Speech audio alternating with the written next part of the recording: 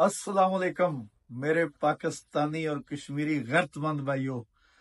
अभी पिछली रात जो ये टीवियों पे बढ़ के मार रहे थे, मेजर गोरावारिया, तुझे पता चल गया बढ़ के मारने और अमल में बड़ा फर्क होता है।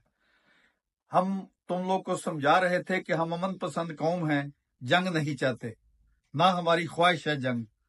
लेकिन अगर हमारे ऊपर मुसल्लत की गई दुनिया के बेहतरीन और महंगे तरीन रफाइल त्यारे जो हैं, तूने मोदी हमारे मुल्क में गयूर पाकिस्तानियों के को चेक किया, हमारी फौज ने, हमारी बहरी बरी और फजाइया ने तुम लोग को वो सबक दिया जो कई नस्लें याद रहेगा।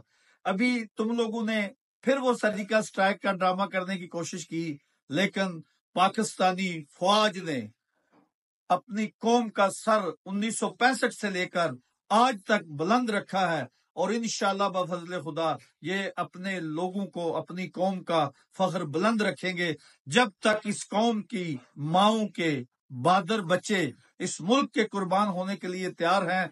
ये तुम लोगों की ख्वाब में भी हर आर्मी चीफ आएगा, जनरल आसिम मुनीर आएगा, तुम्हारी हर ख्वाब में पाकिस्तानी फौज आएगी, फजाइया आएगी, नेवी आएगी।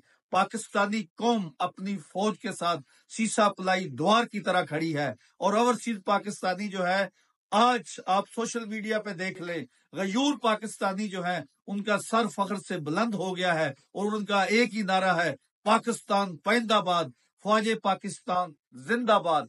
इंतजार करो, हम आ रहे हैं इंडिया। मोदी इंतजार करो, हम आ रहे हैं, हम बताएंगे हम कौन हैं। हम हैं पाकिस्तानी और हम हैं पाकिस्तान।